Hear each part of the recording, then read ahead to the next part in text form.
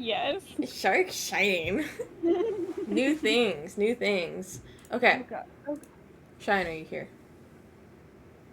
Yes. Oh, she's there. Okay. So, we, and by we I mean me, but obviously y'all are here, are starting a new concept on the channel of, oh my god, we can literally see the line in where my hair dye used to be. yeah, I you need can. to dye my hair. I need to cut my hair. We're starting a new thing where it's going to be like a podcasty live type episode.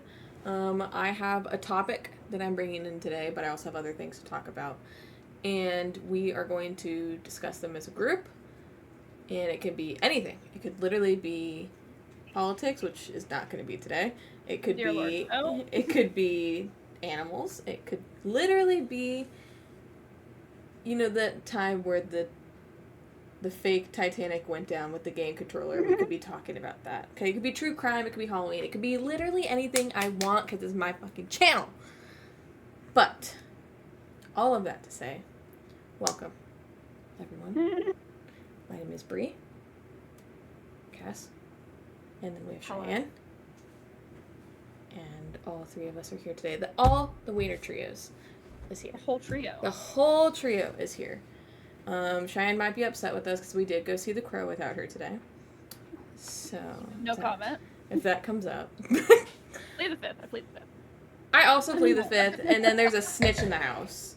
There is a snitch in the house. The I know what to snitch say about that snitches. spoke the truth. That just means you guys would have lied to me about it. I wasn't gonna lie, but I was gonna keep moving around the circle until the truth came out. Yeah. I am drinking some lovely wine as we're gonna be yapping, and what goes best with some yapping is wine. So we have. I'm already almost done with my first Bullrock. We have a Moscato. She's 9.5, and it matters. It matters. And we're also gonna do a fit check. I had on cute pants earlier, but it's the AC might be out upstairs, so it's fuego. Muy fuego. Muy fuego. So, got the shorts, top, fun necklace. My hair is fun today. And we have my assistant that doesn't get paid. She doesn't have a name yet. Oh dear. Sorry, Worm.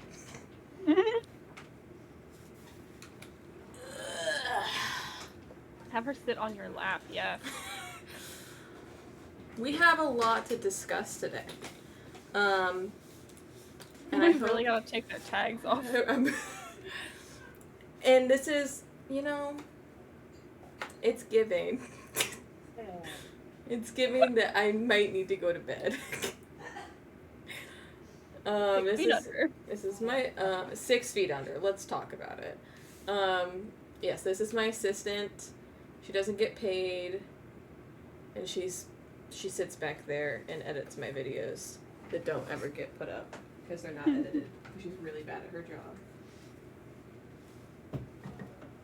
Sorry, Worm. I don't have her. Oh no, I think she went downstairs. Which is better for her anyways. Okay. It's hot up here. So, we're gonna start. The title might be confusing. Some might be like, what is LSR? I can't put sex in the title, I feel like. That's crossing some type of boundary. So I put it as an acronym. Today we're gonna be talking about love, sex, and relationships. Oh dear. It makes sense once I get into what I'm going to get into. Okay. But we are going to start on the fact that I did go through a breakup semi-recently. And I am back on the market. But it's an interesting thing because personally myself, I could be monogamous, or I could be like in an open like nothing really bugs me. I have boundaries obviously in a relationship, but I am very tolerable to and very open to different things. Because I 100% believe sexuality is fluid, and there's so much to try out there, right? Endless opportunities. And boy, has TikTok shown me so much stuff. Oh dear. TikTok be wildin'. They get away with shit on there. They get away with so much on there, and brings me to my first point of the fact that I had never seen Magic Mike before. I still can't believe that. I saw that in high school. I'm still shocked. I went and saw it with my mother. With your mother? Yes. I mean, I've seen worse with mine, but still, oh my god. What do you guys, what was think back to when you saw it with your mother, Cheyenne, and Cass back in high school. What were your first thoughts as a woman watching that movie? What went through your mind? I went into it knowing that Matt Bomer was in it, and I love Matt Bomer. Just as an eyepiece. I fully respect that he's gay. Not on my market, but... Beautiful man. Beautiful man. Beautiful. So really, just I had eyes for him the whole time. Really wasn't much else going on up there. And did you only see the first one, Cass? I think I've seen them both. I don't remember the second one as much as I remember the first one. Okay. What were you going to say, Cheyenne? I was also just going to say that Matt Bomer is very attractive. Yeah. He plays Ken in the movie, and he's an American Horror Story. I did not know that. That warms me up. What season? I believe he is in Hotel. Oh yeah, Hotel was such a fun season. Yes.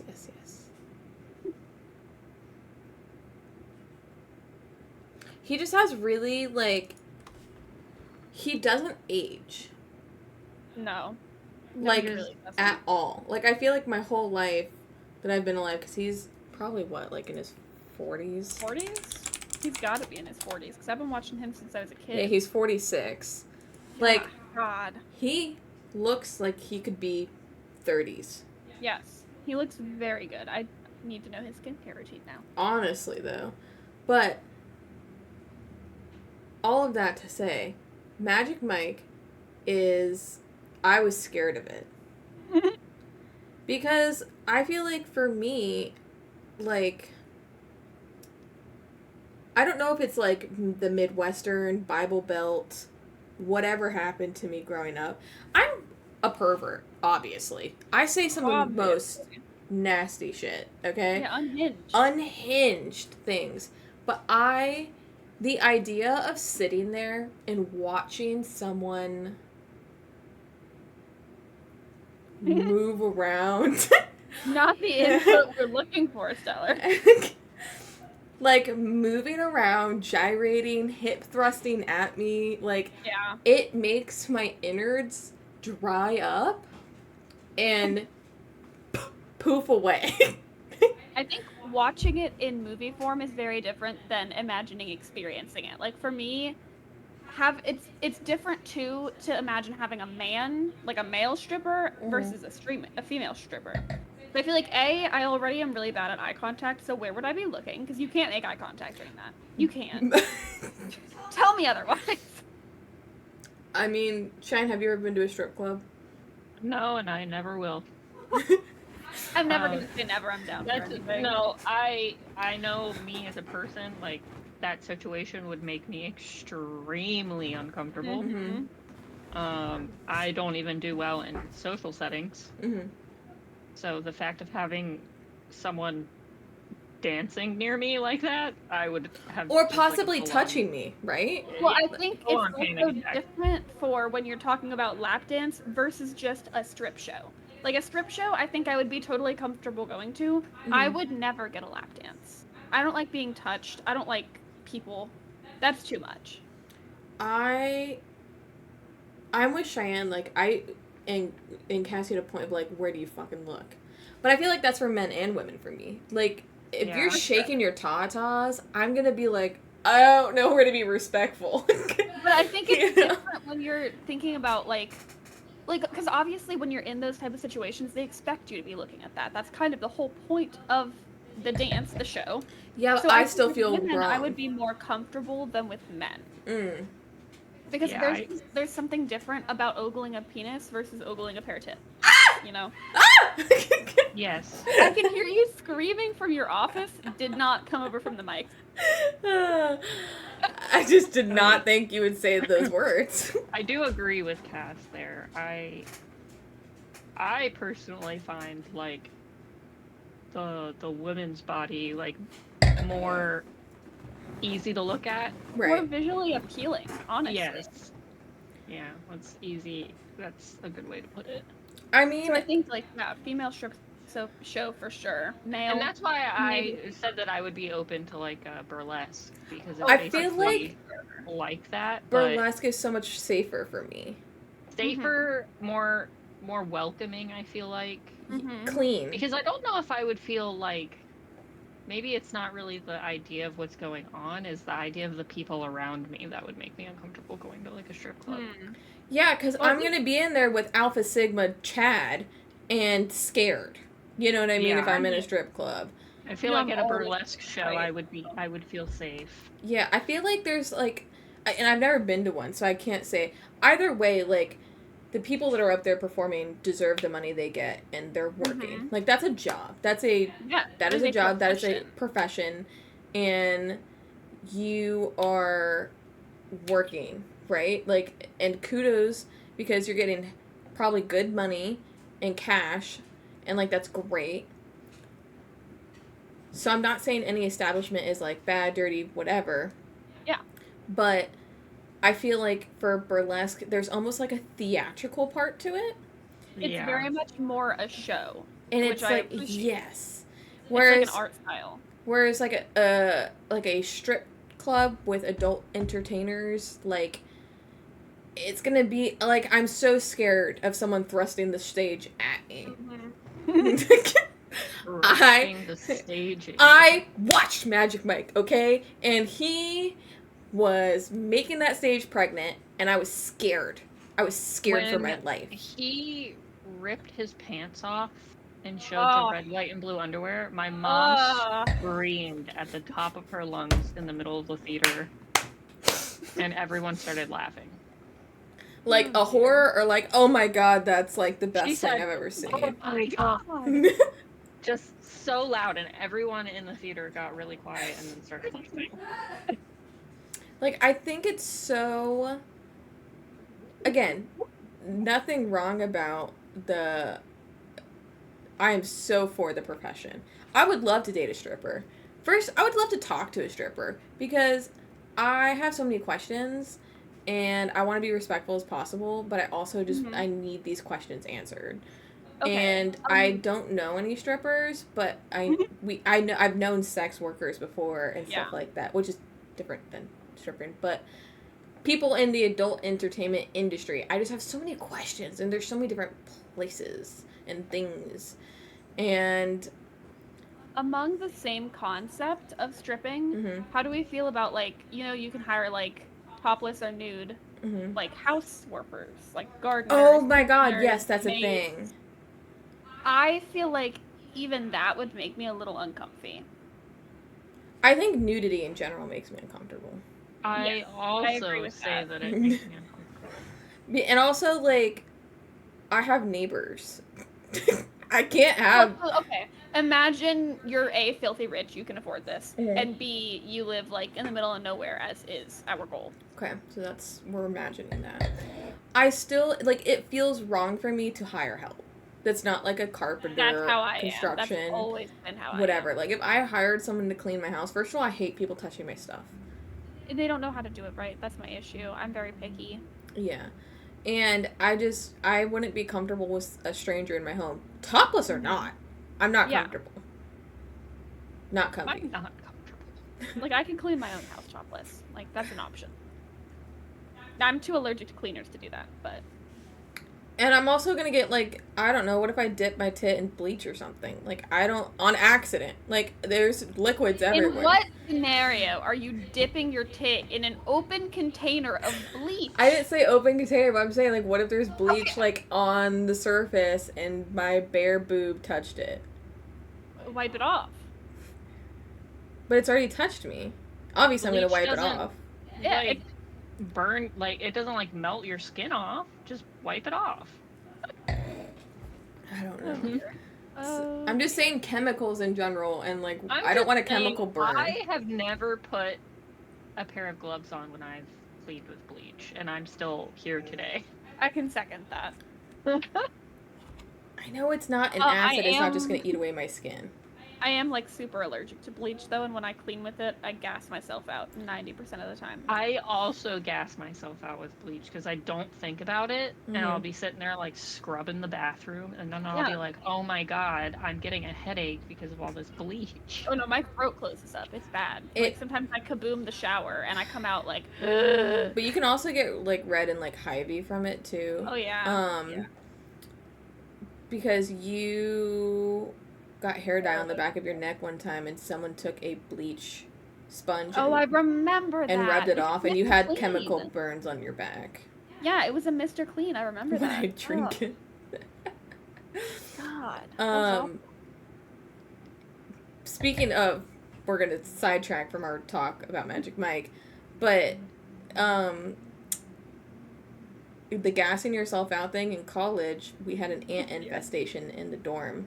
Oh, I remember this story. And I took Raid and fucked up my whole dorm. Forgot to open a window, and my roommate's boyfriend came in an hour later and found me on the floor, just dazed, staring up. And he's like, oh my god. He's like gagging walking in from all the chemical fumes. Opened the window and like dragged me out. I never said I was smart.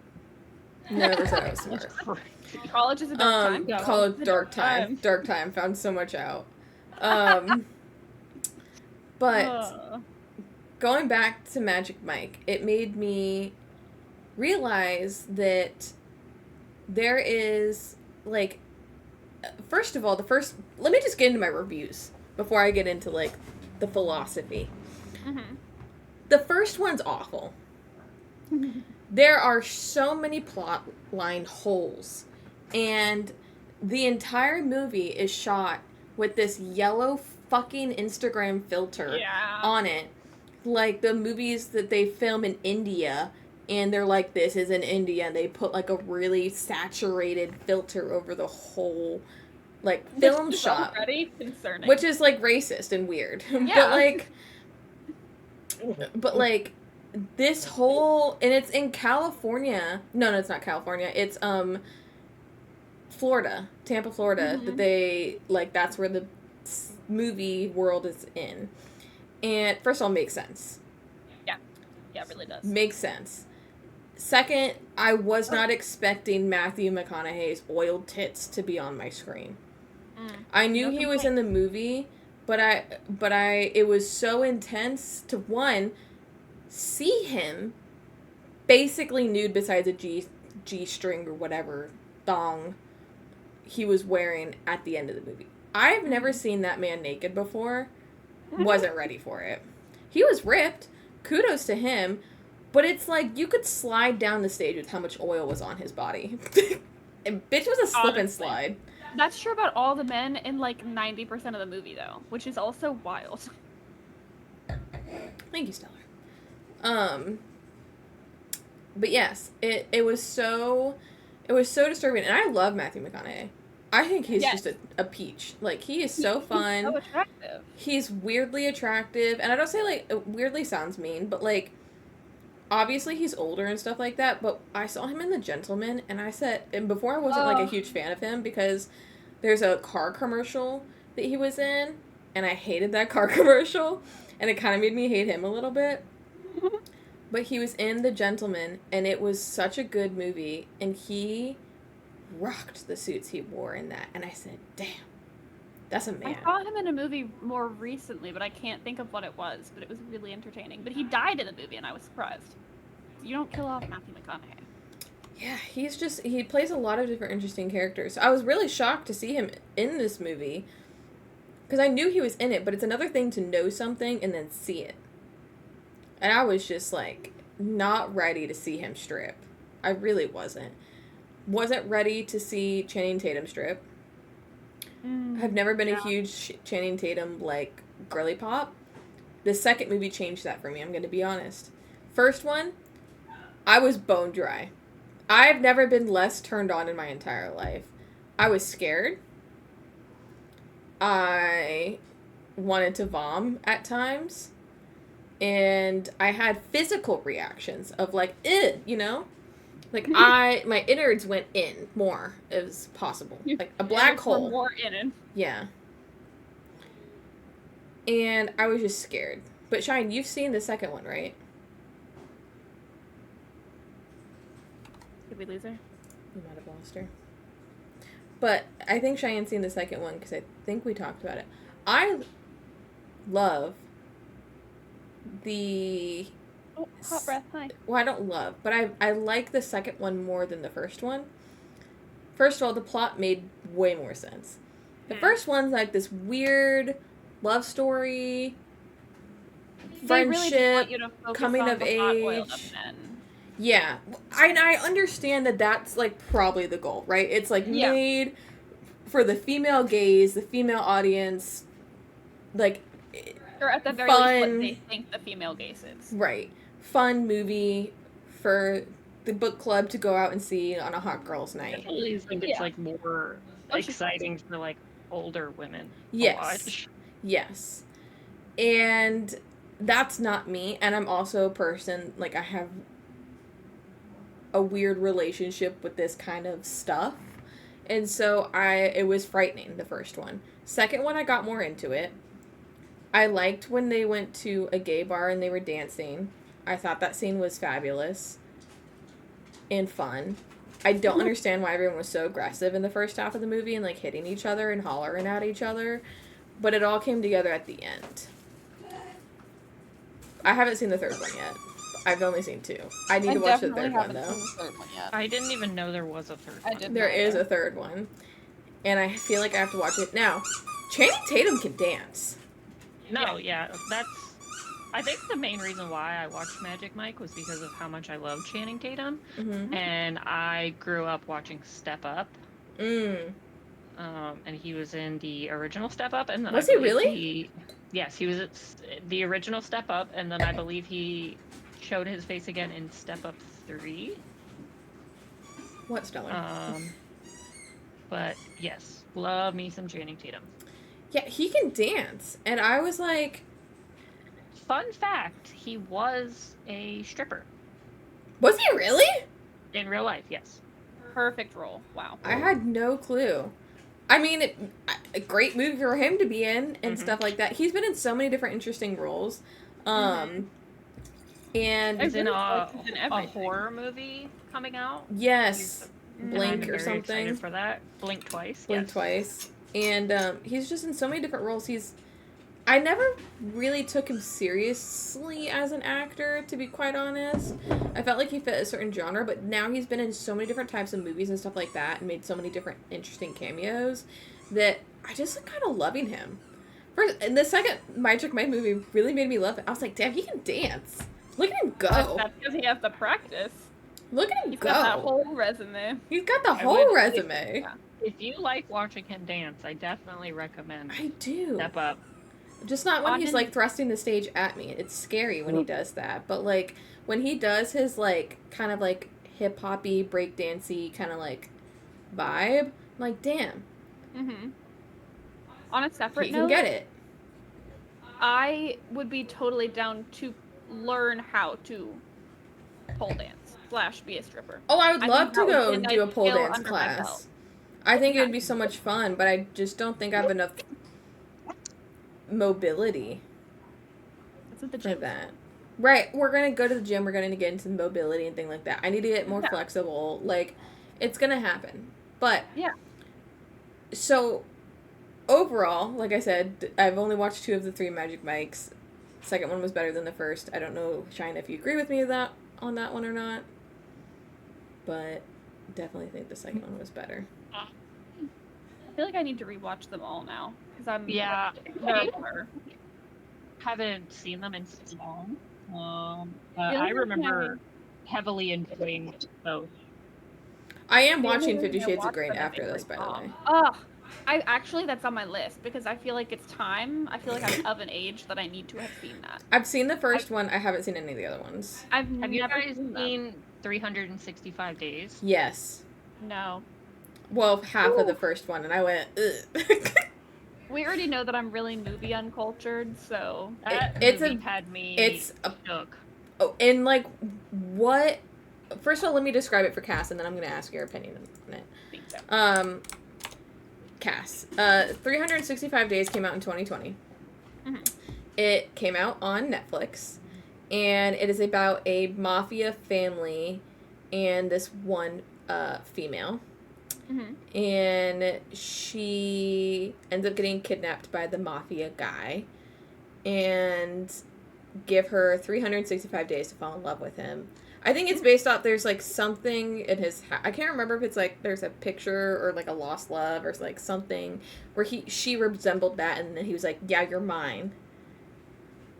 Okay. So he Just a takes little- her, and then also hella rich. I mean, this is mafia romance book talk, but on a film version on Netflix, so know that the quality's bad. Did I ever give you or tell you to read a book called All He'll Ever Be?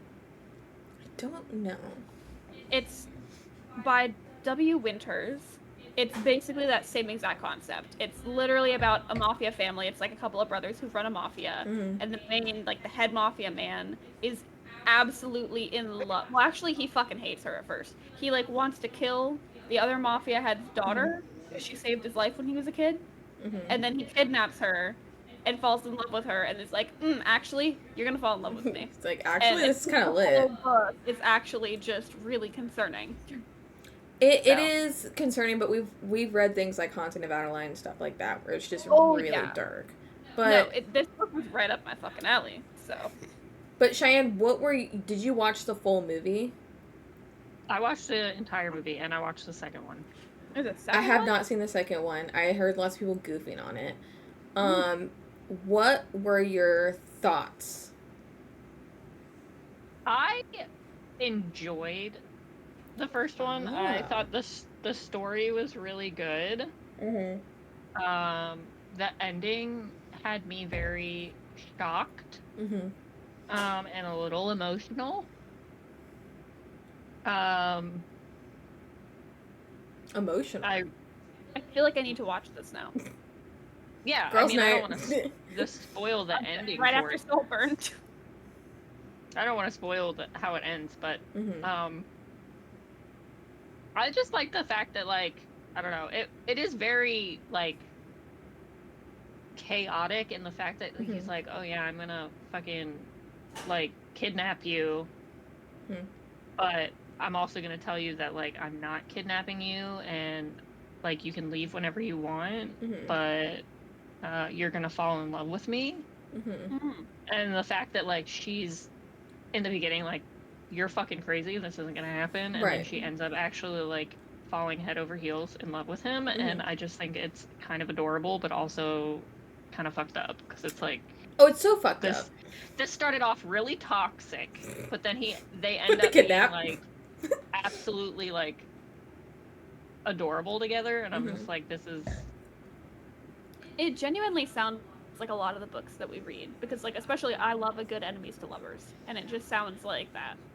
It is. And I mean, like, he treats her like really well throughout the movie, aside from obviously kidnapping her. Yeah. Besides the illegal minor thing. But like he, you know, he like treats her really well. Like he takes care of her the entire time, and he's just like, I'm just gonna show you who I am, and that's gonna make you fall in love with me. And she's like, okay, bet. Well, and it's interesting that we like things like this in movies and or books. If this was you in that experience, I know myself. I'm spiteful. I don't forgive easily. Right. I would literally never forgive him. I would Icarus myself and not fall in love with him just because I'm like, you're a dick and you took away my choice. But I think it's also like a Stockholm syndrome kind of like thing eventually. Mm-hmm. I don't know. I feel like if someone opens a door for me and gives me one compliment and I'm ready to put myself on a leash and attach myself to them. You know, like it gets weird. Makes me really uncomfortable. So. Like it's gonna get like really weird really fast. So don't open doors for me. Yeah. But like I open every door for you. Fuck off. And we're in a throuple, so look where that got us. But it was interesting. I don't think I watched the full thing, Cheyenne. I can't remember if I did or didn't. I'm kind of surprised you watched it, actually, because it doesn't seem... Like, it's really... There are definitely moments of, like... That's, like, BDSM. Yeah, And I couldn't imagine your face watching that. See, that's why I've never watched 50 Shades of Grey, because I feel like that's too much for me. So you watched 365 days? And you're like... And 365 days was a lot. Mm-hmm. And I feel like I pushed through it for the story. I really like the story. But you were like, damn, the story. I will say it makes me uncomfortable, though. I don't do well watching. I don't know. I'm just such an awkward person. Like, watching that stuff on It's TV. a lot. And maybe it helped me because I was, like, by myself. So I wasn't, like, feeling like, oh, like, somebody else is watching this with me. I'm, like, uncomfortable. And the fact that I watched the whole movie by myself, I felt a little bit better about it. But, yeah. I don't know. As a timeout, in this Seance Summit time, I feel like the 8 o'clock rule should not apply. Oh, it's not applying.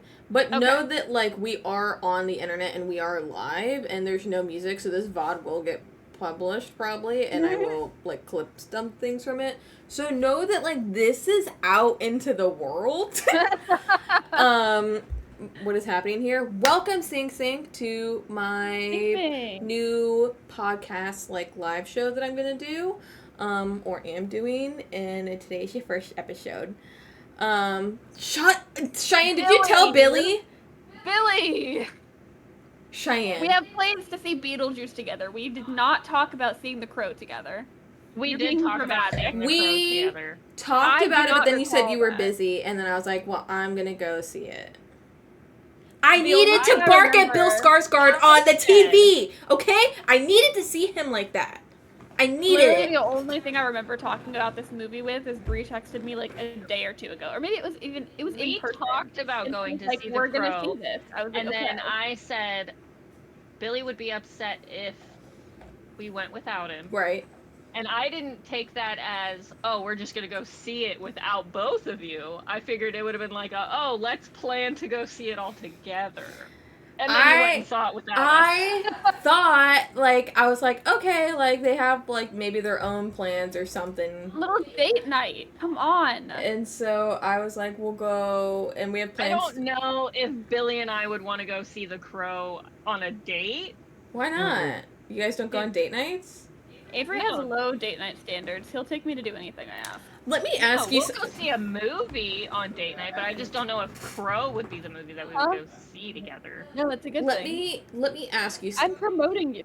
Stop promoting him. So, I'm interested in.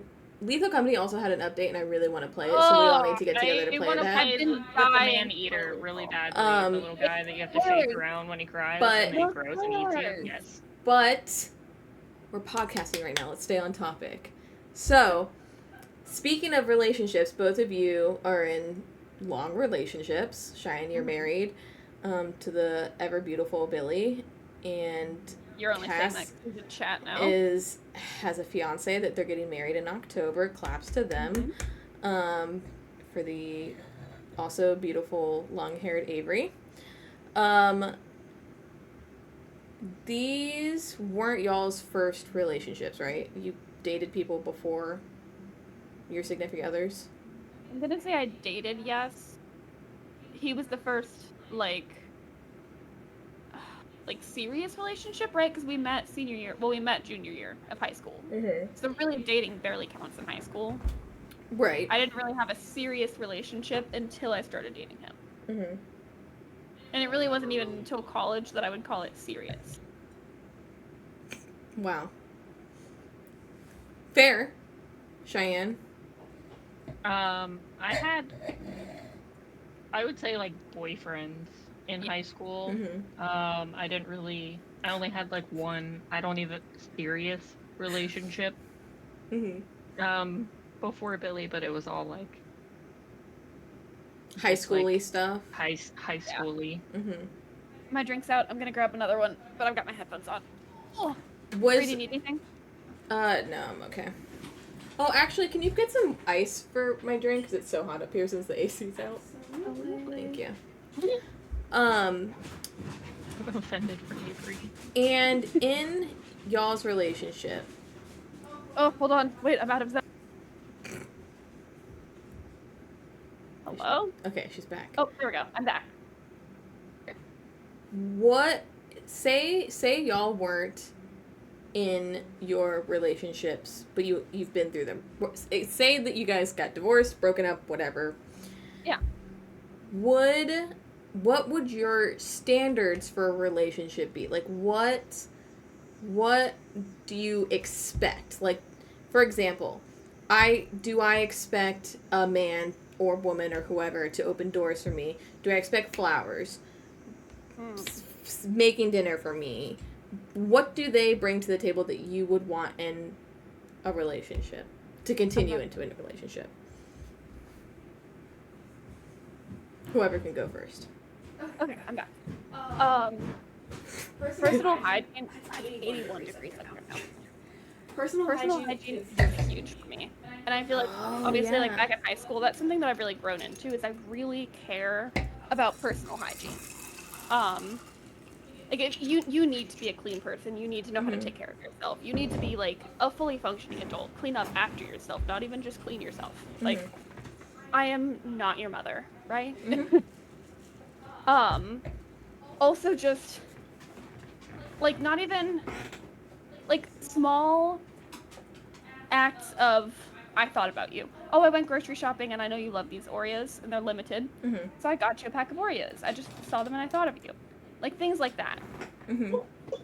Like, not even big, elaborate birthday gifts and surprises, just little things here and there that make me realize that you care. Billy? Actually, Avery does do all of this, so. Cooking dinner is a big one for me. Okay, Cheyenne, what about you? I agree. I think Billy is very good at doing that stuff too. I would agree. He'll come home and just have stuff. He'll be like, "I got you this," or like last week, I think last week. Come home and he got me flowers. You know, it's just like flowers, cute stuff like that that like makes me realize that he is thinking about me and he cares. And I try to return the favor. There's like small gestures and stuff that I think are really good in relationships to make you see that like they are thinking about you. I think communication is also really big for me, and that's something that like I personally need to work on, because I'm sure you know I'm not a great communicator. When you're emotional. It's when you're emotional. It's because I don't deal with emotions well. They just make me really anxious. Any emotion ever, just really, I don't jive with. I also have that same problem. I don't deal with emotions very well. I never have. I'm very awkward when it comes to like other people being upset. I don't really know how to handle it. Cass is the same way. Yeah. Kind of like that meme where it's like your friend's crying and you're like patting them with the broom. Yeah. It's gonna be okay. Yeah, that's me. I also think, like, I want to see like change, or at least like that you're trying. Like, if we're communicating and I'm like, oh, this really isn't working for me, or oh, I really need you to work on this. I want to see the effort. Because that's almost like another example of how you care. Right. It's like, oh, like, I understand that you really like house chores. I understand that you do a lot of chores around the house. I see that. I'm going to try and do some for you, you know? Oh, shit. Oh my god. Connor, thank you for the raid. I 100% Welcome agree with in. you. You need to have your own people. You cannot only have, like, I cannot be your only person. You have to have your own friends. You have to have your own support. It's good to have your own, like, Hello, everyone. group of care. Wieners in the chat for the raid? Yes, everyone. Wieners in the chat. Everyone say hi. Everyone behave. Oh no, I tossed a squid head in there. Act normal. Enjoy. Everyone act normal. Everyone act normal. Yeah, 'cause Also, we're normal. hi Raiders, I hope that your time was well and welcome in. I hope everyone's day is going really well. This is our first episode of our live show that we're doing. We're talking about all kinds of fun things today. Kirsten, thank you so much for the follow. I really appreciate it. Sink said a really interesting thing from her last relationship. Have other people in your life that you have to hang with or give you joy. I don't want to be your only source of happiness. Which is really important, I think, in a relationship to like balance the relationship, but also having your own life separate from your partner. Yes. Also, you need to have things that you Stella, do together you snitch. and separate. Cutter, thank you for the follow. But you definitely need separation. Yeah. And you need a support system that's not going to be entirely your partner. Like, you need to, because like, you and your partner are going to have problems in the relationship. Mm-hmm. You need to have someone else to go to when that happens. For sure. I 100% believe that. And just having like your own friend groups and having your own time, I think is really important. Because loving your partner is fine. Wanting to spend time with them is completely fine. But like, separation, I think, is important to be like your own person and not like lose part of yourself. Yeah. And I think it's important to feel comfortable enough in the relationship for you as a person to grow and change. Mm-hmm. Like, I just think that being able to grow and change, especially like Cheyenne and I being in relationships so young where we're still developing. Like, I'm 23 and I'm about to get married. I need to have room to change because I am not going to be this person my entire life. Yeah, I would say I was a completely different person when me and Billy first got together. Yeah, than I am now. Me and Avery, we've been together like 5 years. I would say a lot of that has to do with the fact of like, I was such a anxious person in high school, and I was afraid of like being made fun of and just people not liking me for who I was. So I kind of latched on to certain things that I thought would make people like me more. And I definitely think that like getting with Billy and being with Billy and seeing like how confident he is and just like outgoing, super charismatic, just a lover. He's just really like helped me as a person grow and be able to be comfortable with myself and who I feel like I truly want to be, versus like feeling like afraid to like, like, exist. Oh, I'm not gonna wear these clothes because I feel like, I'm gonna get made fun of, or I'm not gonna have these ideals because I don't think people will agree with them, and blah blah blah blah. But over the years, being with him, like, it's really helped me as a person grow and become more comfortable. Right. And having a partner who supports that growth is really important too. I feel like almost Avery and I are a little bit of the opposite, where I'm the more outgoing, personable in the group, and he just kind of like is there getting comfortable with that. Right. He's always told me that he struggles more with making friends and meeting people.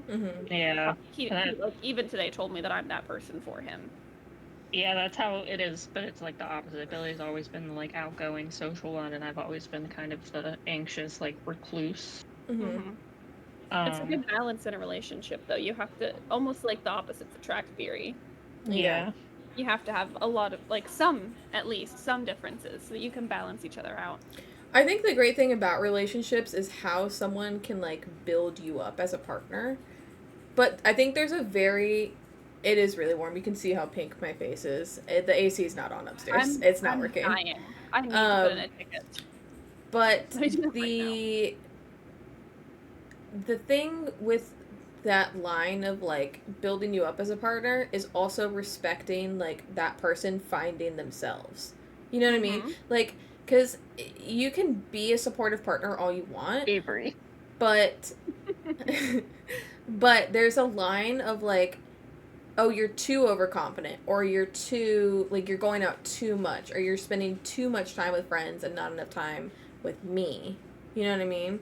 So I think there's a very like fine line of support, actually supporting someone, and also only supporting them for your own gain. Yeah. Because there's like different relationships, right? There's obviously healthy ones, and there's toxic ones, and there's everything in the between. But there's also like this thing of, oh, I want that confident partner. Oh, I want that person that's gonna hype me up, build me up. But then once I am more outgoing, feeling more comfortable with myself, are you gonna? Some people don't like that version of you. You know what I mean? No one. Some people will be like, oh, like you're doing too much. Yeah. Which I think in a relationship it's also important to know like compromise, where to let go or where to like ease up on, because like again, I'm very stubborn. I'm very bad at compromising, and I know you know that. Quote it, clip it now.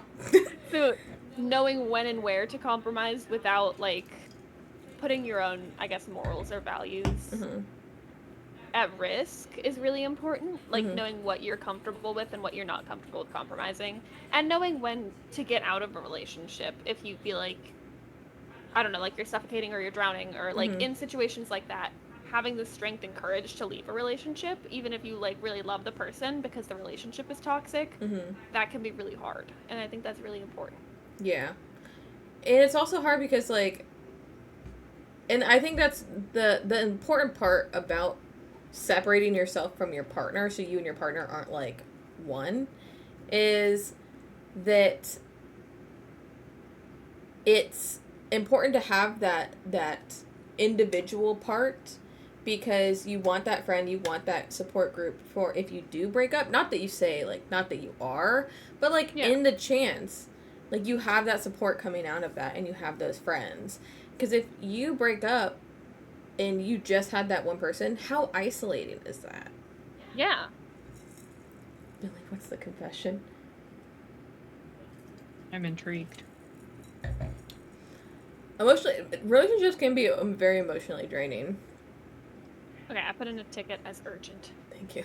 It's very hot. And I'm sweating, and I'm like half naked at this point. My ex having no friends now. That's what I'm saying. Like, I feel like, especially people that are like 20 to 29 in relationships, I feel like there's such a need to be like one, when it's okay to be like individual. Yeah, like to be your separate person is really important and healthy in a relationship. Like I know that there's always talk of, oh, when you're in a long-term relationship, you guys kind of like become each other. You like merge into one. Right. It's just not healthy though to always agree and to always be like Yeah. You become like similar in ways because you get used to, each other's like mannerisms and stuff. Yeah, I and like definitely together. taught myself like doing things that Billy does. But I agree, like being your own person is very healthy. Yeah.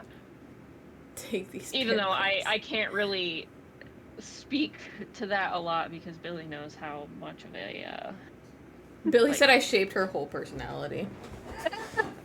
Billy. But he knows I'm such a like I have such bad separation anxiety, and I've fought with it for a really long time. Billy knows how clingy I used to be, and I'm still very clingy.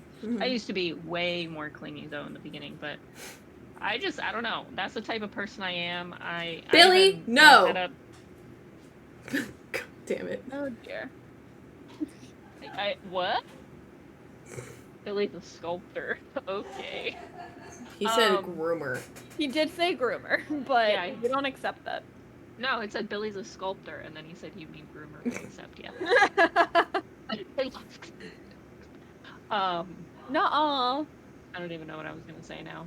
Sorry. I can't remember. I think that, like, Billy has brought out, like, obviously you're gonna like what your partner, like, you're gonna try and see, like, what your partner likes, listen to it, experience it, understand it.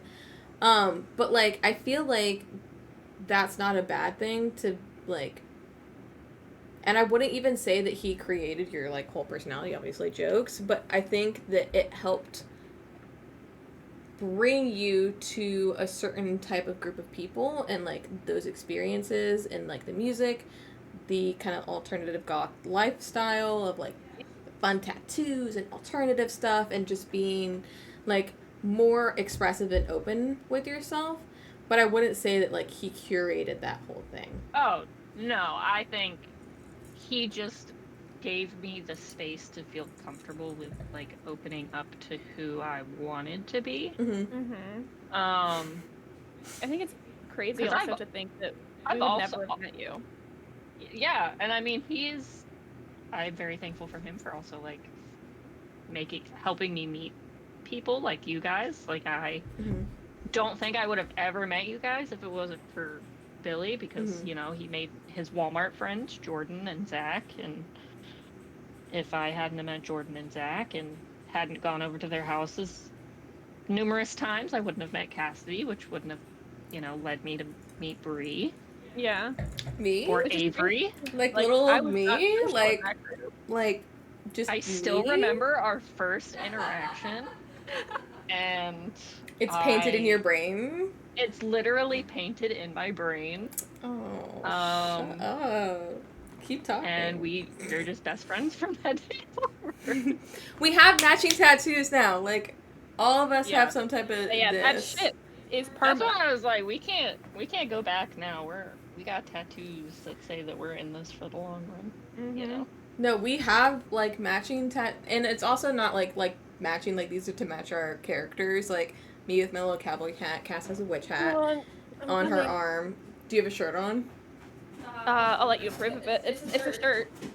That's fine. Okay. Cass has hers.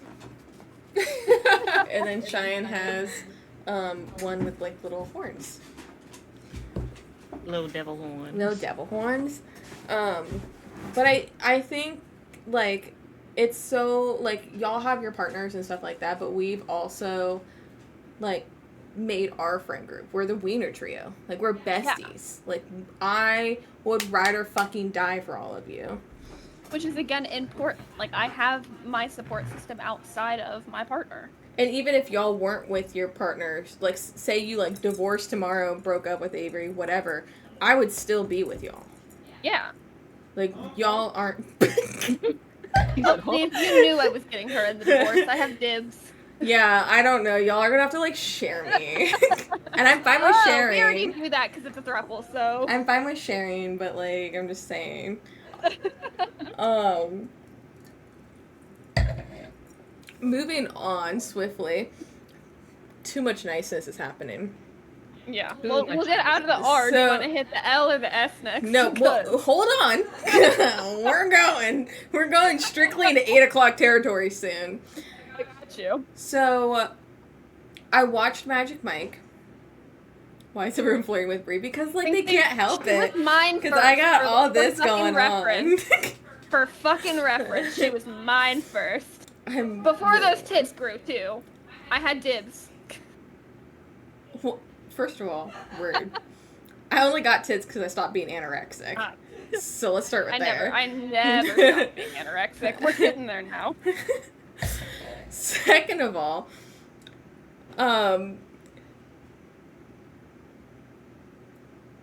I did have buck teeth, Billy, so thank you for calling me out on that. It's embarrassing. 8 o'clock talk doesn't matter when it's summit time. Yeah, we talked about this earlier. You missed it, Sing Sing. 8 o'clock rules are not Seance Summit rules. No, so anything goes right now. But I watched Magic Mike, and after watching Magic Mike, it curated my For You page to be different on TikTok. I started you getting... were already unhinged. It was already unhinged, okay? This guy named Girthmaster keeps coming up on my For You page, and I can't stop watching him. He's like 6'6", Australian, and it works in the adult film industry, and he's intense.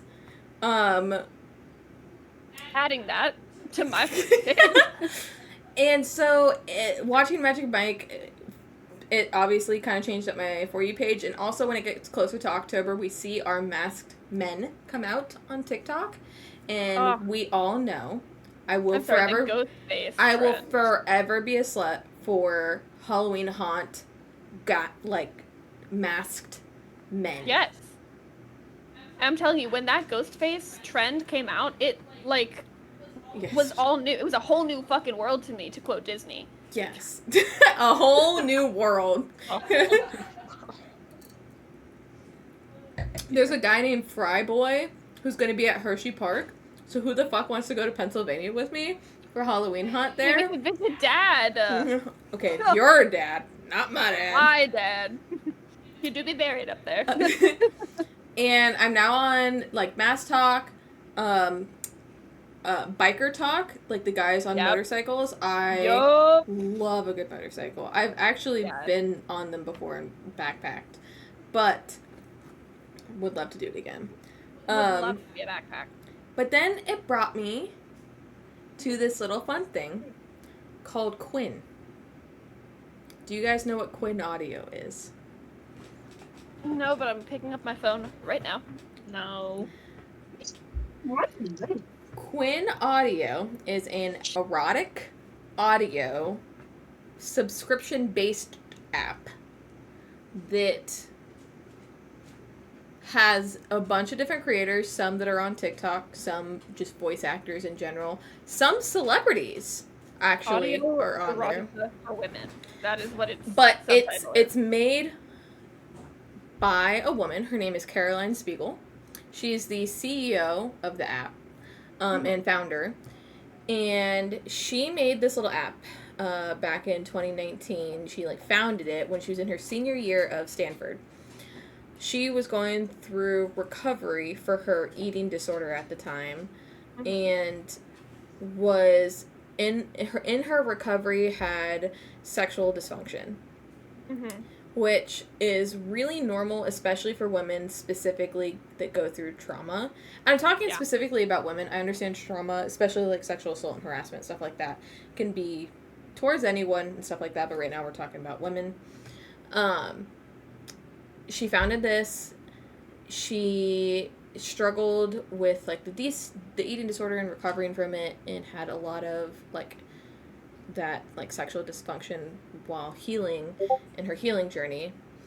And she was doing some research and found that the FDA had approved 30 plus sexual dysfunction solutions for men, but 0 for women, and this is per the Newsette article that I found online. Which is kind of crazy, because I believe it, that there's so much more curated for men than women, because it's such a thing that men have more sex drive than women, which I don't fully believe, to be quite honest. I think men can be very sexually apt and stuff. Yeah. But I think women can be. I've met the people that read smut, listen to erotica, work in sex work, stuff like that. Yeah. I fully believe that women have a high sex drive, but that it one flows with your cycle. There's tons of links between hormones and stuff like that. But 2, we're not given safe places to explore, because there's always going to be shame. Yeah. I think socially also, sex has for the longest time been viewed as a way for male pleasure. There's not a lot of talk, and obviously recently this has changed a bit, but it's always been about the male pleasure. Like, even just, like, sex in general isn't always the pleasurable part for females. Mm-hmm.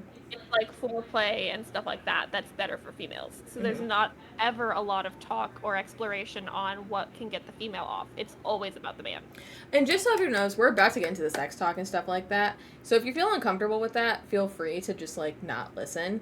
That even goes for, like, Cass or Cheyenne or, like, anyone. Like, don't, like, if you don't feel comfortable being in this conversation, like, don't put yourself through that. But I think what a great thing that kind of came out of COVID was, if there could be anything, was smut. Yeah. And how the rose toy, and, like, erotica in general, because I feel like it's a safe place for women, especially women who have been through trauma, to find what they like and don't like in a safe place. Because, let's be honest, like, I've had multiple different sex partners and stuff like that, male, female, they, them, non-gender specific, whatever. And it is so hard personally for me to speak up and be like, this is what I like, this is what I don't like, and this is what I want to do, like, this is what I want not to do. Because there's, like, a shame around it. And specifically, like, as someone who's been through, like, sexual assault and harassment, like, there's a certain shame about it, too. Mm-hmm. And, like, disgust and ugliness that you're like, I just, like, give this person whatever they want. Yeah. It's so hard to voice it. And it's, like, almost a turn off. It's almost like a turn off to voice it. Yeah. Right. To, like, oh my god, I love, like, in the bedroom, like, talking. Like, and communicating, because I cannot read someone's brain. Yeah. And it's really healthy to communicate. Like, even having, like, safe words for, like, people that aren't into, like, BDSM and stuff like that, like, I think they're so important because it still, like, if you're uncomfortable, still gives you a way out without saying no. Because, like, no means no, but it's hard to say no in a safe environment, in an unsafe environment sometimes. Yeah. But I'm so pro safe word anyways, like, for anything. Because even for people of, like, the, like, divergent. Thank you, I couldn't think of the word. Even, like, neurodiverse people, like, they struggle with almost any communication, so I think safe words are amazing because you don't have to say a full sentence, you don't have to fully express yourself, you just have a word. Boom, done. It's great. And you specifically on, like, let's just talk about smut, for starters. Love it. Stop is fine as, like, anything can be, like, a safe word. It's just, like, a discussion that needs to happen. But, like... Absolutely. But the discussion is the problem part, because I think that people are so nervous to have that talk, but, like, it needs to happen. Typical male response. Before anything needs to happen. Yeah. And that's on, like, STDs. Have you been checked? Are you clean? Stuff like that. And things don't have to be, like, sexy. It's literally just communication to be safe and to make sure that your partner at that time, whether it's just a one-night stand, whatever, your partner in that time and space is comfortable. And that's vice versa. It doesn't matter male, female, they, them, non-gendered specific. That voice matters. And even, like, long-term relationships, it shouldn't be assumed that because you're in a long-term relationship that you're always going to consent. It's not like, oh, we're in a relationship so I can have sex all the time now. No, both partners still have to be in the mood. Both partners. Right. And specifically, like, smut, and I feel like Cass can say more on this than possibly Cheyenne, because I don't think Cheyenne, that you can... I'm pretty sure you don't really read a lot of adult, smutty books. I don't read a lot. Just, like, nothing besides the textbooks. I literally have a smut book sitting next to me right now. Sorry, my dogs are screaming in my ears, and I keep having to mute myself so you guys don't have to hear it. It's okay. You're good. Deal with the biscuit. And Nikki crying. But I feel like specifically for smut, we'll start with that first and move, like, more towards Quinn and erotica audio and stuff like that. Smut coming out of COVID, I think, was a big thing, because it was a thing in general, but I feel like COVID made it more, because you couldn't have, like, the same, like, for me, I almost prefer, like, one-night stands hookups, stuff like that, it's easier for me. I always did it, like, it was much easier in college and stuff like that. But specifically, like, with that, you couldn't have that same thing in COVID because, like, it was pandemic times. Like, first of all, it was dangerous because COVID was a lot worse when it's gotten less acute the more different types of COVID there are because there's different, like, strands. In the hospital, we basically just call it a cold now. We right. do not take it. Well, COVID in general is a flu-like virus. Flu and cold-like virus. It's in the same family. Yes. But it was very, very dangerous when it first came out. Many people lost their lives, obviously, and it was horrible. But in that, you couldn't have that same, like, relationship with people. Like, dating apps were a lot different. Like, you can't meet up and have that same physical connection with people, and I think that's when really, like, smut became more popular and more talked about, because I think, especially with women, there's a lot of stuff we don't talk about, but we do, and we all know each other do it, but, like, we don't talk about it. But it became more popular, especially on TikTok and Book Talk, and I think it was a great outlet for people to be like, oh my god, you also like this, and it's okay to like it, because liking, like, a masked mafia man choking me out and being like, damn, that's kind of hot, is different than someone physically kidnapping me and doing that to me. That's not consensual. There's consent versus non-consent. Like, the smut part, like, I have read all different kinds, from very soft, very loving, to like leg kicking, ha ha ha, to I'm sweating, and very demure, very mindful, very cutesy, to, like, demonic, demented. I don't think I can, like, let anyone know that I read this, but I think that smut also gave, like, a safe space too, because, like, as a woman, you can't always trust that the people you meet and the partners you have are going to stop when you say stop, are going to do things in a safe manner almost. So I think it's always been kind of a safe space for women to kind of experience those things without actually having to put themselves at risk. With the fantasy of it. Yes. And it's such a safe place. So, Cass, for you with smut, when would you say you first started reading or was introduced to those kinds of, like, books? Because for me personally, there's a thing called Archive Our Own, or AO3, in Wattpad. I used to read that shit, not the Archive Our Own, that was when I was older. Wattpad, when I was little, had more explicit stuff on it. I say explicit because it's like One Direction kidnapped me after I put my high pony on and my mom sold me. But, like, I was introduced to that world way too young, for starters. And Tumblr, obviously. I do remember Tumblr had kind of that kind of stuff on it. So for me, smut, it wasn't like 2020, like, smut was introduced to me. It was like, I knew of the category, and it was a safe place for me to, like, read and learn about different fantasies, sexual things in the universe, because sex is different for everyone. There's no shoulds, or you have to do this, or this is how you should act, this is what you should do. Yeah, this is what you have to like. I mean, sex can be, like, almost anything, let's be honest. Yeah. And there's something for everyone. I was never a Tumblr kid. You seem like you were a Tumblr kid. And I was never a Tumblr kid. Smut was a safe place, especially for someone that, like, was overtly sexualized, especially as a kid, and I had to deal with a lot of sexual assault and harassment from children to adult. And it was a safe place for me to, like, have that sexual awakening and, like, have an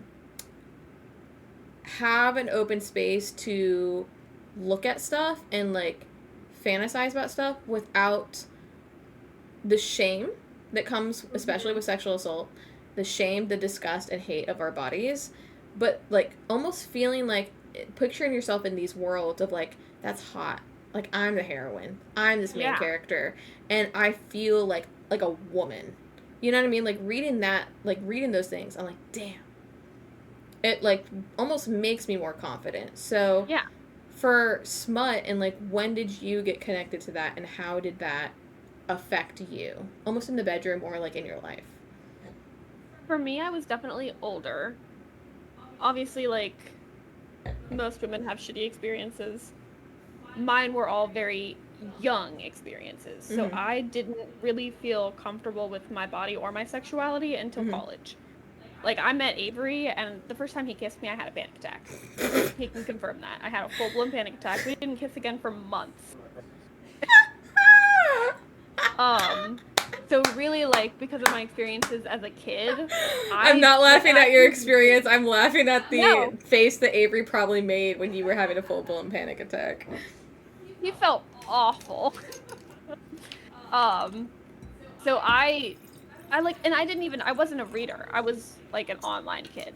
So I didn't even start reading books until, God, my first job in the hospital, because I had more free time when I was registration. It was probably my sophomore Say how old year you. of college. Say how. So I was like 19. 18 and a half, I was 19. 18. Yeah, I was 18 when I started that job. Mm-hmm. So I probably didn't even pick up a book really until 18, except for like elementary school. Mm-hmm. Smut, I was probably 19. God. Okay. And like obviously I've gotten more into it as I've aged, because that's like where I am now. But it took me a while to get into it. I really just liked the escapism of the book. Yeah, the fantasy building. Smut is just an act. Yeah, the smut is like a nice spice to it now. And like obviously now that's what I seek out more, because that's like what I want to read, but it didn't start as that. It was always more of an escape for me before. Yeah, so probably 19. Yeah, it's kind of like a thing, Cheyenne said it with like the 365 days, is that there is plot to smut with books and stuff like that. And there's like not all of them, but for me there have to be. Not all of them, and it depends on what you are looking for and stuff like that. But like it's just a safe place. You know what I mean? Yeah. And there's no judgment, because you're just the one like reading it. And you can even read reviews for these books and stuff like that. Like hundreds of thousands of people are reading and consuming this type of literature and love it. And it's again, it's such a safe place, because again, there's no one that's gonna shame you for what you're reading, unless obviously you share it with someone and stuff like that. Yeah. But there's no shame in it. It's just you sitting there like with your phone, your Kindle, whatever, your iPad, computer, and just experiencing that and being like, damn, people can do that. I was always fortunate enough to have like you and Sam and Che, who all like at some point read with me. Like obviously you've always read. We read a lot of the same books, so I was able to talk to my books about with you, and you knew what I was reading, and there was no shame there. And then I got Sam and Che back into reading, so then I always had them to talk about it. So there was never any shame around the reading. So that was really, like, I guess healthy and almost therapeutic. I think it's really, I do think it's really therapeutic. And specifically, going back to like sexual assault for a second. So warning for everyone that doesn't want to hear about it. Yeah, leave this chat now if you don't want to think about that, because we get it. When sexual assault happens to a person, specifically, I'm going to talk about women here. That's what our experience is, because that's what our experience is. So speaking on a personal account, it can be very shameful. I felt like dirty, gross, unclean. Oh, hide it. Hide it. So much shame. Shame and hate on myself for what happened. Yeah. And so much shame in being provocative. Yes. Being provocative. So much of me being at fault than ever someone else being at fault of who did it to me. Yes. And people that did it to me. But there is no shame in what you are reading with smut or listening to with erotica and stuff like that. It takes away those barriers that we set for ourselves and that society set for ourselves, because it is so, being with a physical other person is always going to be different than obviously reading and stuff like that and listening. But with reading and listening, it, one, shows us what we like and don't like.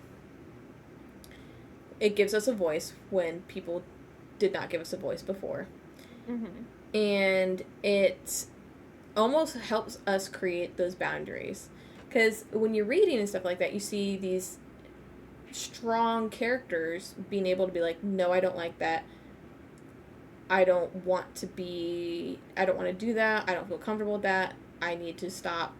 And it's kind of like seeing, like, representation matters. And you get that representation in smut and stuff like that. And you can put it down, like, yeah, I think that's a great idea. If you made you uncomfortable, you can put it down and put it away. Or being like, I don't like that. Turn it off. Yeah. Delete it. Whatever. And that's fine. It's just not your cup of tea. So I think, especially for, like, these sections, it's in the porn category, but it's also not, I feel like, because it's not like you're not physically watching something. It's just imagery that you create in your own head. And I think it's so important for young people to, and by young, I mean, like, I'm not talking about, like, 30-year-olds, you know what I mean? Yeah. But I'm saying, like, especially for young women, I think it's so important because it shows a safe place to, like, experience sexual fluidity. Because I feel like, specifically in the South, there's so much shame in wanting to have... Oh, yeah. Yeah. And wanting to have sex and wanting to be promiscuous, if you will. I think that's a really shitty word to use in this happenstance. But I think there's so much shame around even wanting to, like, have multiple partners and stuff like that. That's also coming with the key of, like, multiple partners and, like, everyone knows about everything and, like, there's, like, everything's out on the table. I'm not talking about cheating and stuff like that. But I think there's, like, a huge split between the idea of sexual fluidity in women, specifically, and, like, being comfortable with it and, like, being open about it. So I think what was great about Quinn audio is don't rub about you now is that it brings a different levels of things that you've seen on the internet before. It brings schematics from, like, OnlyFans, like, porn that you're watching, stuff like that. And it kind of, in books that you're reading, and it kind of narrows it down. The audio clips are between, it could be, like, 5 minutes, it could be 30 minutes, but really nothing really exceeds that 30-minute zone.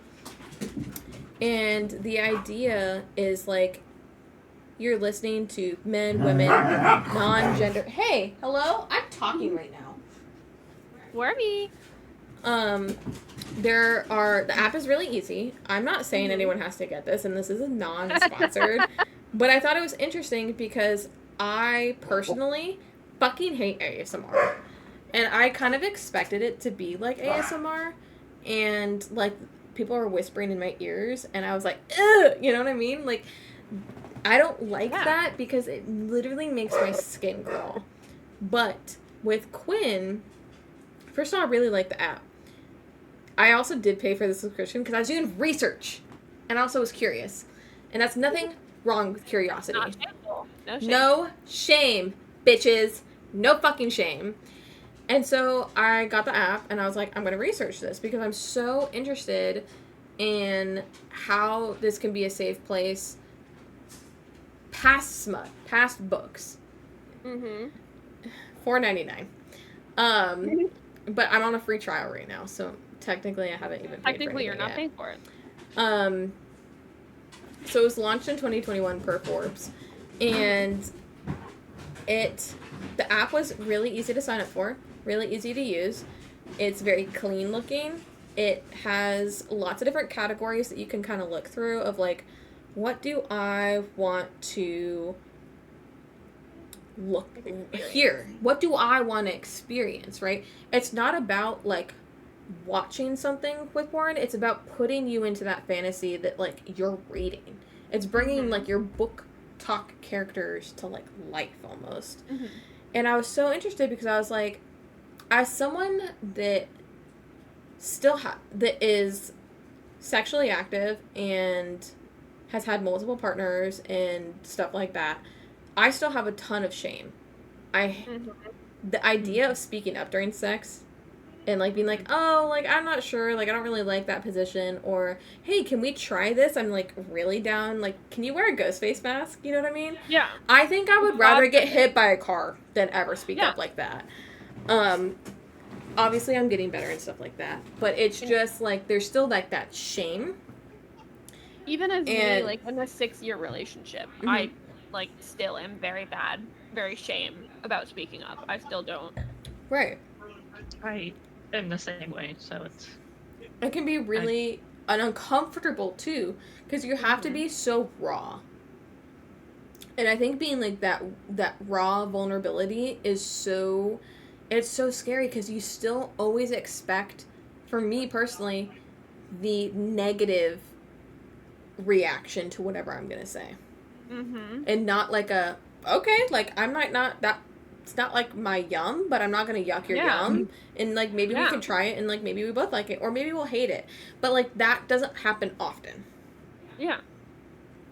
And so I was interested to see for this Quinn audio, specifically like women that have gone through like trauma and stuff like that look towards more like smut and erotica, to like help them, one, find what they like, two, find a safe space to sexually explore, because you can do that by yourself. You don't need a partner to like explore your bits and your bops and your stuff. And so I got the app. Like I said, it was really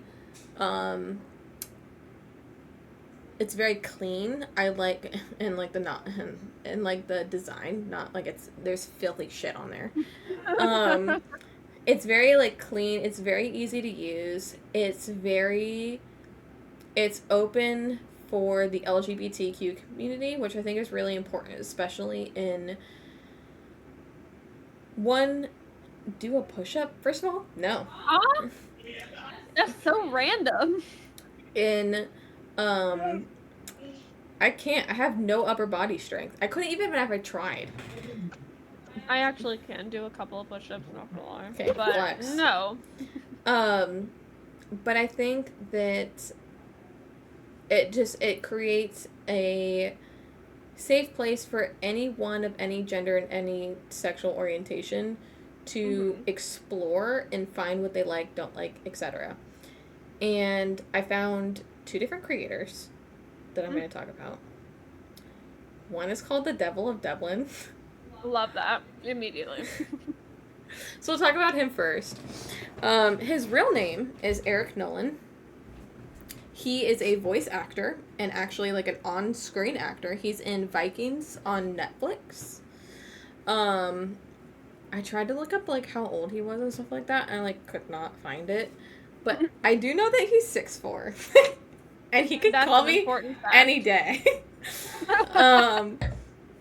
But what character? Oh, I don't know. Look up Eric Nolan. EricNolan. Also known as the Devil of Dublin. He has social media for specifically his voice acting stuff, and he has social media for his like actor real name stuff. Because I think that some people don't want that fantasy to be broken, and they don't want to see, because it breaks that fantasy and it breaks that illusion sometimes. And so he did, one of his audios was introducing himself and telling like his actual IRL name, because before that it was like secret. And he introduced himself as Eric Nolan. He said like, you can look me up, you cannot look me up, whatever you want, just like, please respect me, my person, and whatever. As a side note, he was also in The Witcher. Yes, that too. More specifically, I just know him, like, because I looked him up, obviously doing my research for this, and he was in the Vikings, and he's 6'4". I'm going to objectify you for a second, Mr. Eric Nolan, and I'm sorry. Gorgeous man. Mm-hmm. Gorgeous flowing locks. He's a big guy. He's built. And he has that, like, growly, rumbly voice. He narrates audiobooks, too. He narrated He narrated The Devil of Dublin. Yep. Devil of Dublin. The Devil of Dublin. It's and an Irish mafia. Okay, thank you so much, Stella. By B.B. Easton. Yeah. He narrated that in an audiobook. So he's done, like, on-screen work, and he's done voice acting and stuff like that. He was the first one I think I listened to while doing my research, and I was scared. I'm not gonna lie. I was so nervous at first. His voice, and I love it. Well, I'm gonna share a clip, non-sexual, because there's different ones. Like, some of them are, like, helping you through your flight. Some of them are like, I'm gonna make you orgasm 50 million times. Some of them are like, let's go to sleep together, and, like, here's our, like, nighttime routine kind of, like, thing. So it's not all, like, sexual in nature. It's just, like, most of it's erotica, right? And the ones that I will be showing on stream, whatever, aren't going to be explicit. So Twitch, please don't ban me yet. We're still going strong. And for him, I was scared at first because I think I fucked up, because I put on my, like, soundproof headphones. Oh no. And it mutes out all the other sounds. And I was like, and it's only him. So it's kind of like ASMR in that, like, it's in your ears. And I don't even listen to, like, audiobooks. I listen to podcasts, which I guess are kind of, like, similar. But it's not like I'm building this fantasy world and expecting you to, like, hear it to the nth degree. Like, it's in your ears. Yeah. You are an ASMR girl? Maybe you would like Quinn then. I'm not an ASMR girl. But I'm not. Okay, I listen to audio of, like, my boyfriend got hit by a frying pan because I'm pissed at him. And I was like, that's great. That's art, actually. And so going into this, it's not ASMR. It's like audiobooks, but it's meant to specifically just be, like, a spicy scene. Like, it's only, like, maybe 30 minutes long at the most, and it's not me, like, trying to tingle your brain neurons. It's me trying to tingle other bits. And I'm so fascinated by these people, and I would love to sit down and, like, conversate with them and be, like, ask them, questions about, like, how they got into this career, how did this, like, how was this an opportunity for them, why did they go into that. I did try to reach out to 2 different people, have not had a reply yet. If they ever do reply, then we'll talk about it on here. But I am really curious about their point of view of it. But hopefully we'll hear one day from them, or anyone in general from those fields. But his audios are really interesting. They're very grumbly, very, like, I'm thinking, like, when you see his physique and picture, you're like, oh, damn. And then you hear his audios, and you're like, fuck, damn. Like, it just keeps, like, it's a layered, it's a fucking onion. And I enjoyed them after a while. It took me a minute because I still had, like, shame and, like, ugh, I shouldn't be listening to this. Like, I need to go to church. I need to go, like, talk to somebody. I need checked in. I'm sweating. I'm, red. Yeah. But it was interesting because once I, like, settled into that like uncomfortable feeling and it kind of like washed away. It was like it almost like inserted me into that moment and into the world they're creating, because it's not, and I think specifically for the Devil of Dublin that I'm talking about right now, because I looked more of his stuff than the other person I'm going to go into, he creates these fictitious worlds with his voice, sound effects. He's world building around it. And I think that's really interesting because it's immersion. It's putting you into the world that you're like feeling, and you're making that imagery into your head when you're reading like smut or whatever. And so for him, I'm going to play a clip from his helping you go to sleep at night audio. Nothing else, because everything else is so dirty. And I don't feel like getting banned on Twitch yet. Hope maybe in the future that's something we'll look at. But we are going to take a quick break. I'm going to pee and get some more ice for my wine because it's so hot up here. Everyone else go pee, grab a snack, and then we are going to listen to a little clip. It's not going to be longer than like 5 seconds or whatever, but we're going to listen to it. So, everyone grab a snack and get ready. 82 and climbing. I know, it's really hot. I'm gonna crack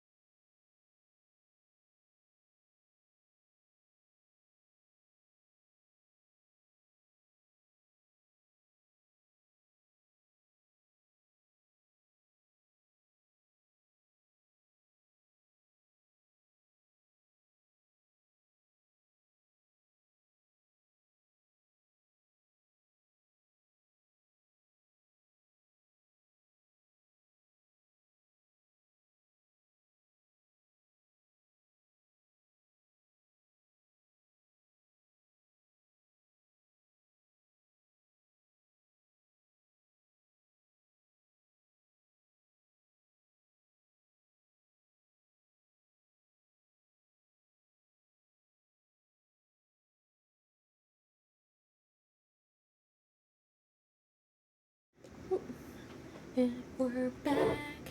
It's hot. Mini brands, Lord of the Rings and Harry Potter. What does mini brands mean? Love Harry Potter. Like Lord of the Rings. I have an experience with Lord of the Rings.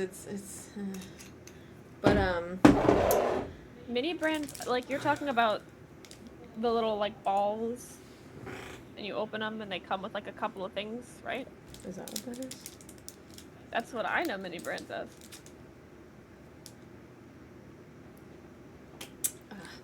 Oh, I feel the cold air from my window. Wow. Alright. So, this is going to be the Devil of Dublin that I'm about to play. Like I said, it's not explicit, so don't freak out.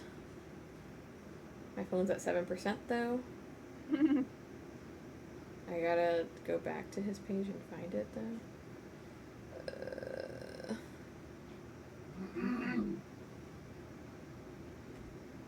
There it is. Okay, hold on. I need to make sure I list it.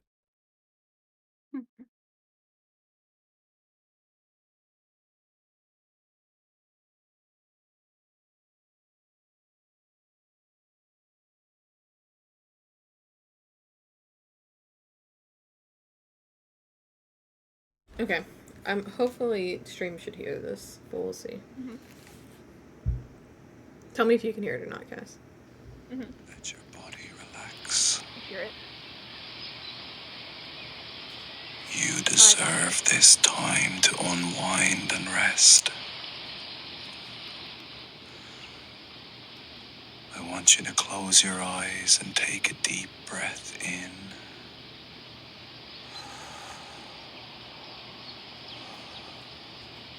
And out.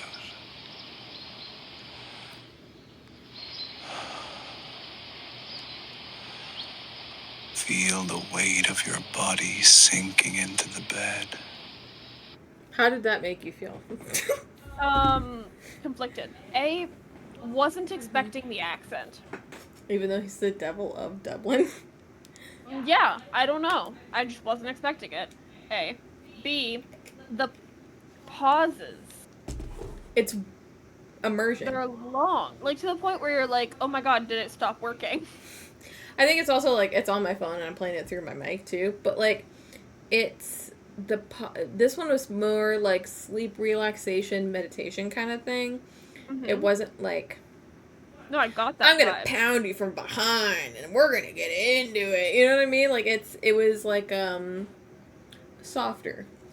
But I almost wish he did more of these. I think this is the only one that he's done that's kind of like that. But I liked it because it was like, my head is so busy. Yeah. And I'm thinking so much constantly. All the fucking time. But, like, with that, I'm, like, listening and I'm, like, trying to follow along with what he's saying. He goes through, like, you know, like, the feelings from your, like, toes to, like, the tip of your head, like, and, like... Oh, when I did yoga in college, I did that. Yeah, of, like, focusing on certain areas of your body, relaxing them as you're going, like, up. And I thought it was really interesting because it gave me... It's, like, grounding to, like, hear someone talk you through it. Mm-hmm. Rather than you try to just be, like... I actually hated that. And that's perfectly fine. Like I said, it's not for everyone and stuff like that. And like each their own. And there's only certain voices I like on it. Like I listened to some other people and I was like, no, don't talk to me. Get out of my ears. And there were some that I really liked. I hate it, but I feel like people make me uncomfortable. Mm-hmm.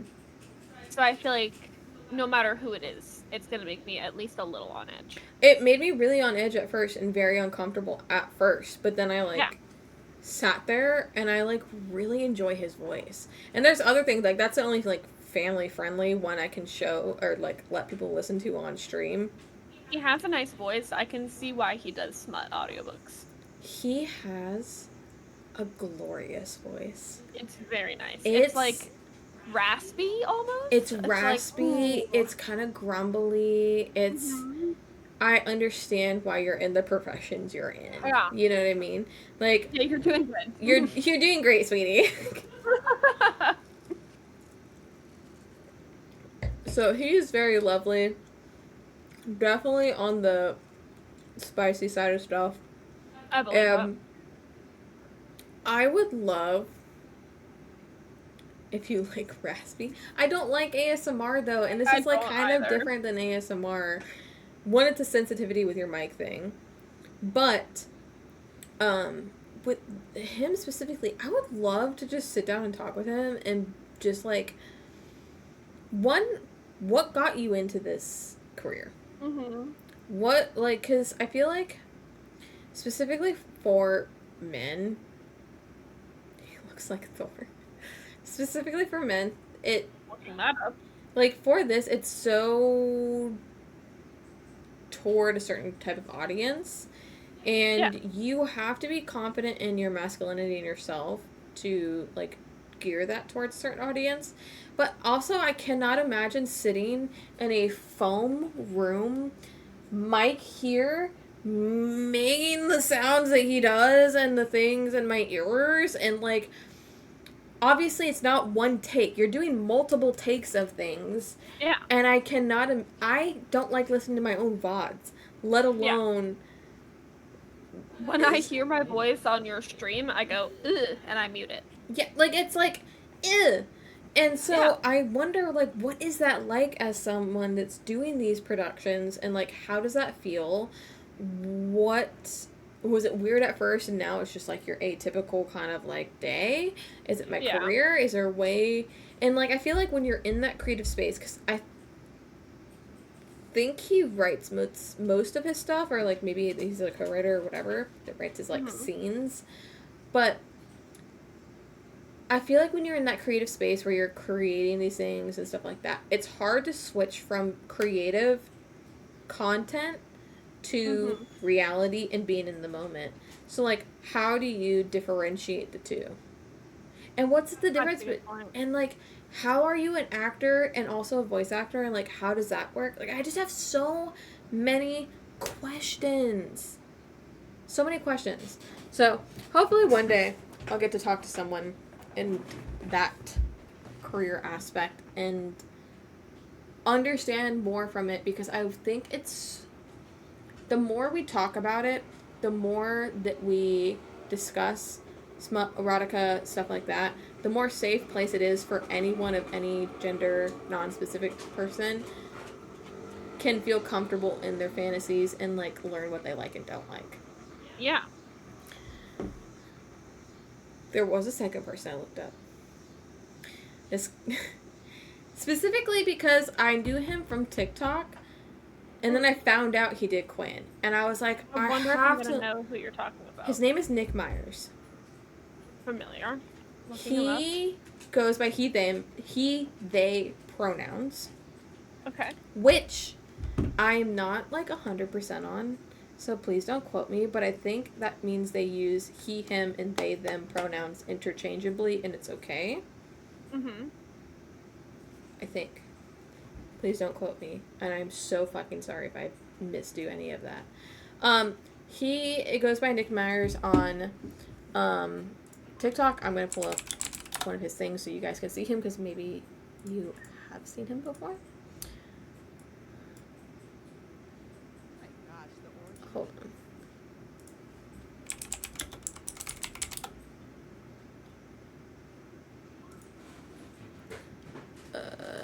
And window capture. It's fine. It's fine. So this is him. Yeah, I'm familiar. He does lots of different stuff. He does a lot of audio work, I've noticed. A voice actor in LA. He's funny. He's 25. Which, you know, I'm 24, almost 25. But where is my face? Gone. Behind. There we go. Oh, no. Alright. It's whatever. I lost it. Oops, that's why I lost it. Hold on. I know how to do things, I promise.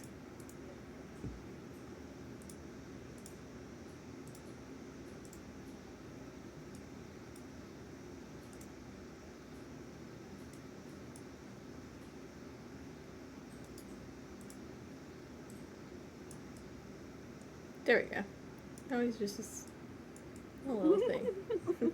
There we go. I've seen him a lot on TikTok. I've seen this guy that he Can you record a video for me? has done some content with and stuff like that.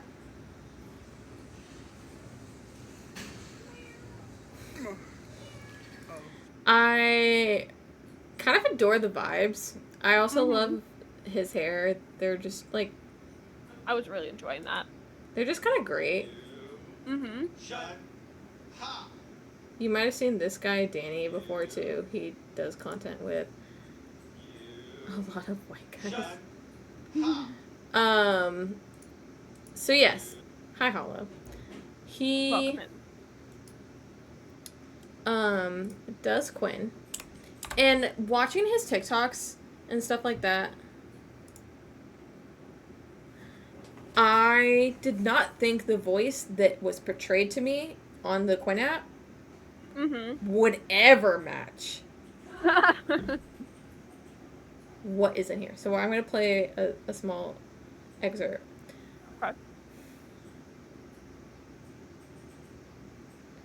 Okay. I showed one white guy, Hollow. One. 2. I showed one. There were 2 in that video. Okay, well. So, hold on, I gotta mute myself because I have to make sure that it's not nasty.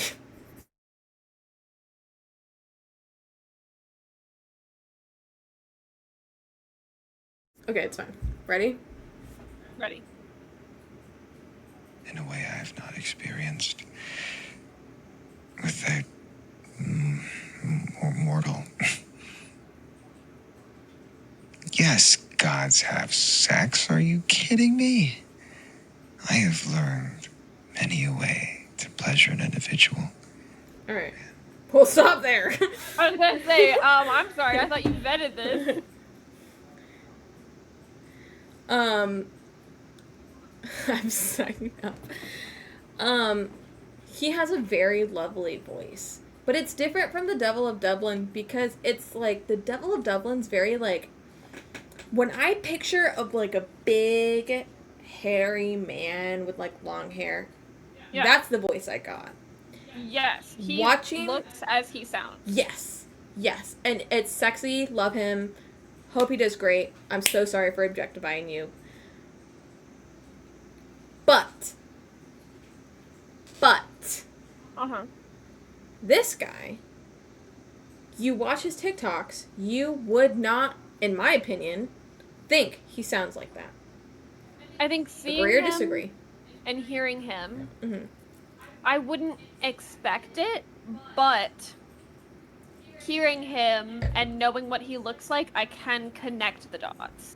Unexpected, but unsurprising. Because, like, I feel like how you talk normally and how you can almost make Manipulate your voice sound. Yes.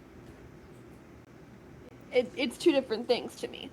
Yeah. Like, I'm sure he doesn't talk to his besties like that, right? No, because if my bestie was talking to me like that, I'd be like, oh my god. I'd be like, oh my gosh, shut up. Like, when are we getting married or having a threesome? I don't know what's happening, but like... Where are we going? Where are we going? Like, shut up. You know what I mean? Yeah. We're gonna read some lines. I would fold like an omelet. That's what I'm fucking saying! That's what I'm fucking saying, dude. I would fold like an omelet, okay? Well, I can flirt the sediment off a fucking rock. I can strip that bitch bare, okay? I can flirt like no tomorrow. A man opens a door for me and gives me one compliment, I'm gonna fold. Let alone a man that's whispering at me like that. Are you kidding me? to follow that up, House Yeah. Simon gets complimented on his voice frequently. Whenever he plays games, people call him out. You have a really deep voice. So I feel like he on this app would do well as well. Oh my because god, he has yeah. the voice. I think one, you can, I have not listened to any female creators on the app yet because I think I would melt into Yeah, I was a gonna say I'm puddle. kind of surprised, but No, I prefer there's women, there's so. not a surprise. There's a reason, because I don't, I won't exist. I will turn on a lovely lady's voice, and she'll be whispering sweet nothings in my ear, and I will rip out my uterus and give it to her on a platter. Yeah. I will bark. I will have rabies. There's a difference between a man's attention and a woman's attention. Oh yeah, Just for chat. This is not sexist, this is fact. There is a huge difference between a man's attention and a woman's attention. Uh-huh. But I think also, like, I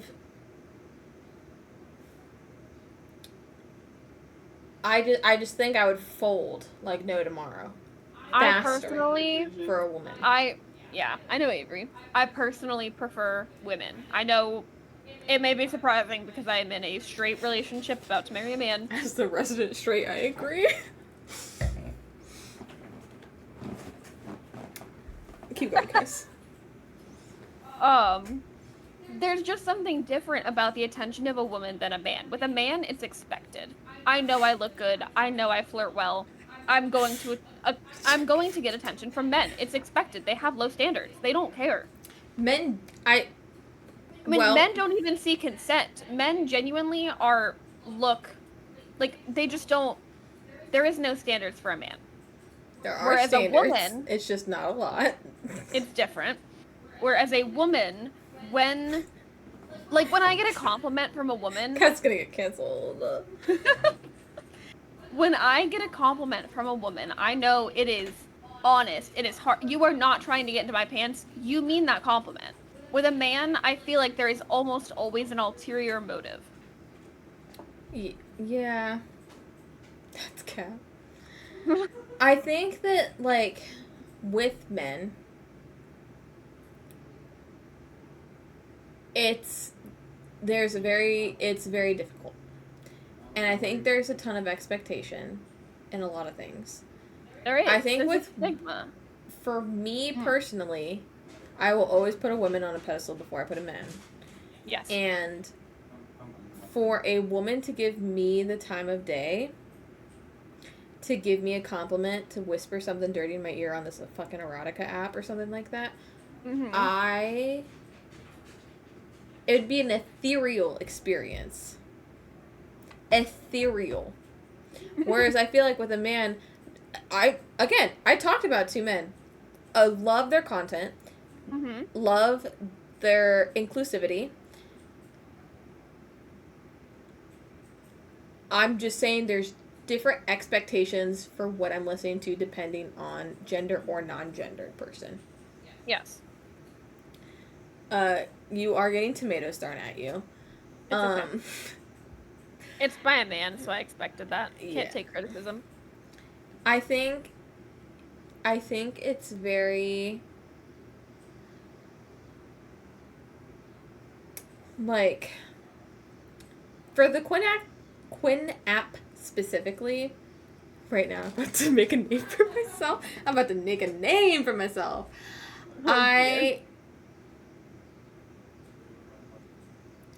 I like the app. I think it's a great way for people, specifically women that have gone through trauma, to experience sexual fantasies in a safe place and feel comfortable exploring their sexuality in that safe place. And I'm excited to see where that app goes and if it continues on, like, the same path of, like, being more open, especially for, like, the LGBTQ community, because I feel like that's such a missed community most of the time when it comes to erotica and sex and stuff like that, because I still think there's a lot of shame surrounding that. And even with smut, it's such And a homophobia. limited selection. It is a hugely limited selection, especially for diversity in the queer community. And I mean, like, personally, I've read one book about an asexual. That's it. Like, one book. And I've read a lot of books.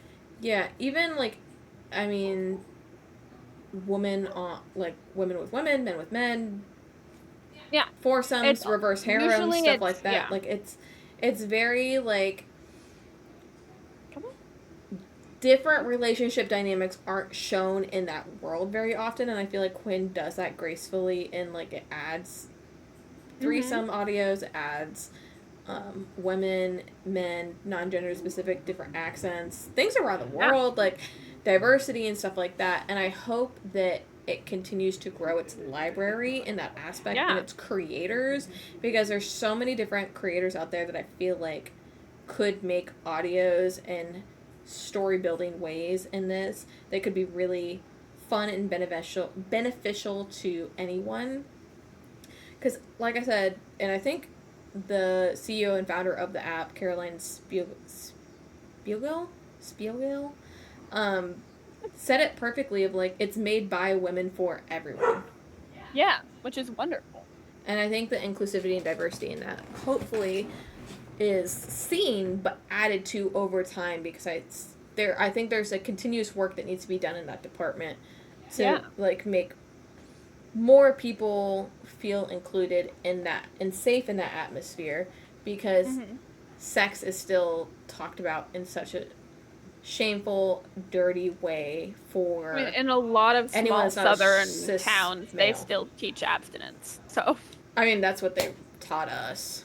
That is what they taught us, which is fucking wild. And, like, not a thing that's gonna happen. No, for, like a lot of people. And you can teach other means. Like, seriously. I'm out here throwing ass. Who's gonna catch it? You know what I mean? Don't tell me abstinence is gonna work. And you tell that to juniors and seniors in high school. Like, bitch, we're about to go to college and fuck everyone who walks past us. Come on.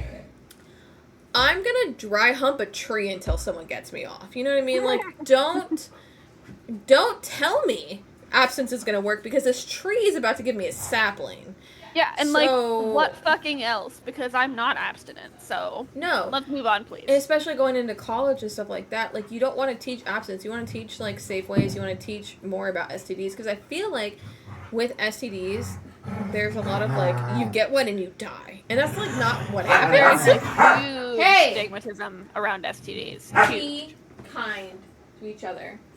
Oh, there's a huge stigmatism. And I know people I've had that patients go straight from... I'm totally fine, too. I'm going to kill myself with just one diagnosis of a treatable. Right. A treatable STD that won't come back, by the way. Not all of them are, like, there to stay. And sometimes take this antibiotic. Sometimes you have an STD, and it's dormant, and only becomes active, like, once every, like, 5 years. Yeah, like, or, like, only typically men experience the symptoms. Women won't know. Yeah. Like, it's insane the different times, which is also why I encourage everyone to get STD check-ins, like, regularly. Even if you're not, like, sexually active, it's always good to know. You never know what touch your bips and bops. Or orifices. Doesn't get much. Cass. Huh? Oh, poor Miss Kim. My mother's an icon. She would never stoop to your microwaveless level.